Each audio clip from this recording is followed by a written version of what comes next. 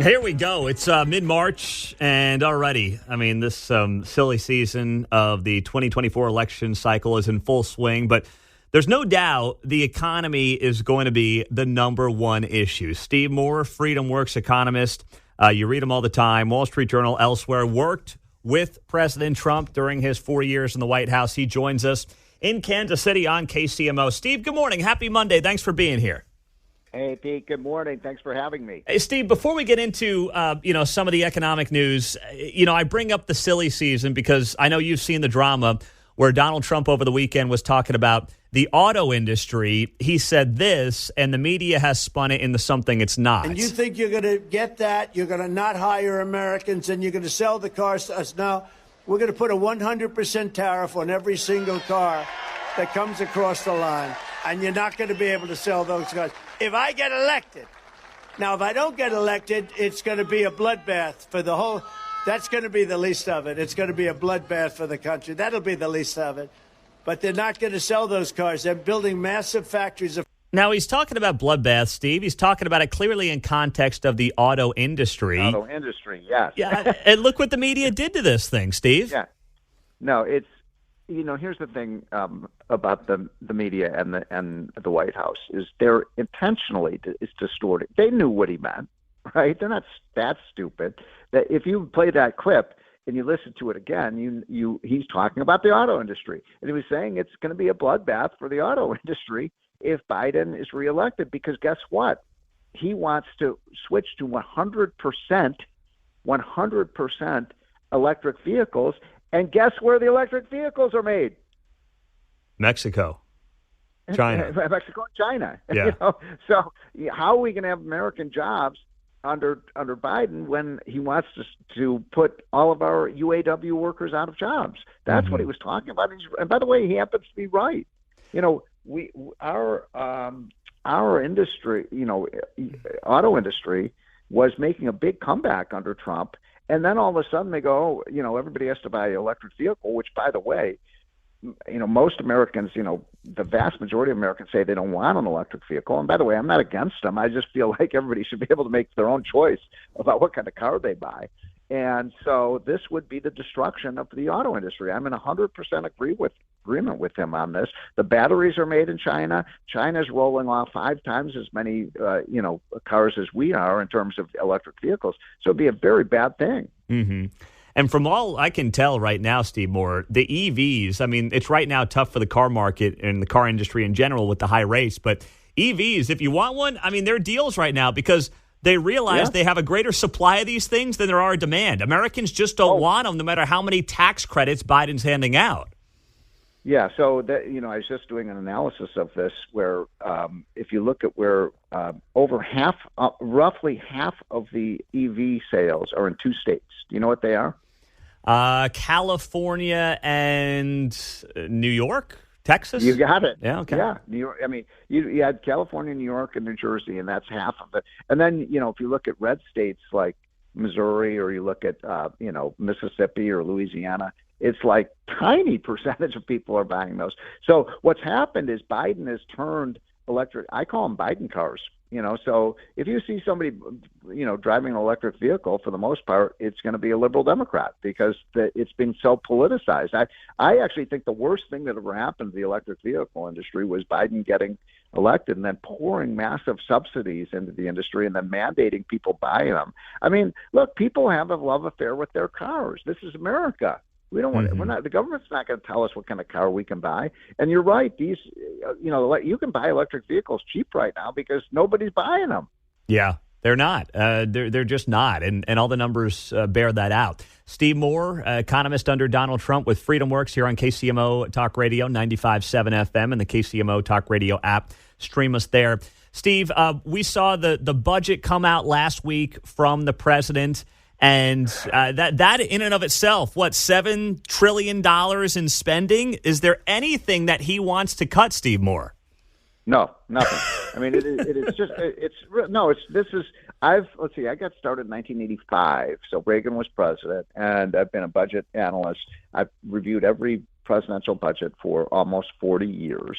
And, through Republican presidents, Democrat presidents, This is the most financially reckless budget of any president. And I'll give Biden some credit. Usually during an election year, the candidates try to run to the middle. They put their ideology aside and they, try to sound like a centrist moderate. I give credit to Biden. He's telling the Americans loud and clear what he's going to do if he gets a second term.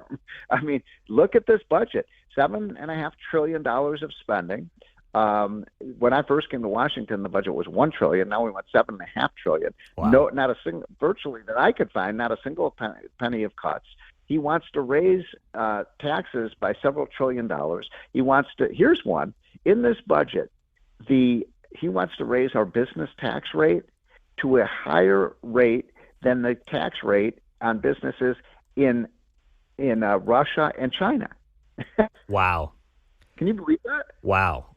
I mean, that is, talk about America last. I mean, I know it's under exactly. It's under this guise, Steve, more of like, the corporations aren't paying their fair share or something, when what we should really want is corporations to employ more people and succeed, right? Yeah, look, as you know, I was one of Trump's advisors, and we did the business tax cut. We did back in 2017. We had a big boom, remember, after that, because we brought a lot of factories back to the United States. We brought a lot of jobs. We brought $1 trillion of capital that was invested here in the U.S. of A., and that was because we went from having the highest corporate tax rate to one that was just slightly below the average. And now what Biden would do is play that record in reverse. He wants to take it back up to virtually the highest rate in the world. How are we going to compete with that? How's that going to create jobs?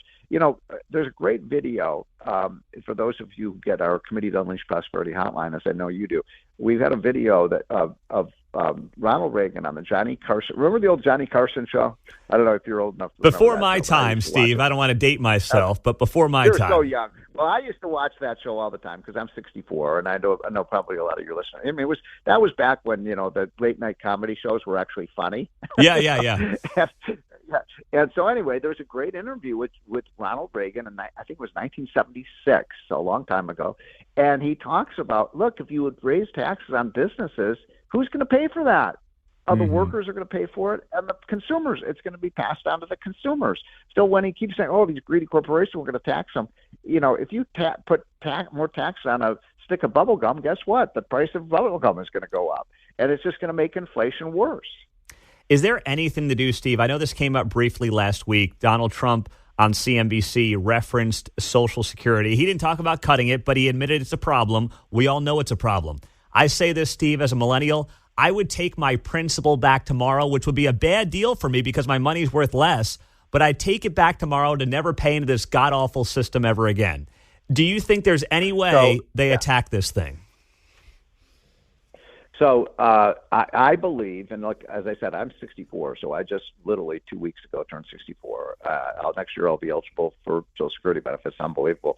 For people my age and people younger, Social Security is the worst investment you will ever make. And so if I had just been able to, I've just run these numbers, if I had just been able to take that 12% of my paycheck each month and just put it into an index stock fund, not picking stocks, just going up, instead of getting $2,500 a month, you know what my benefit would be?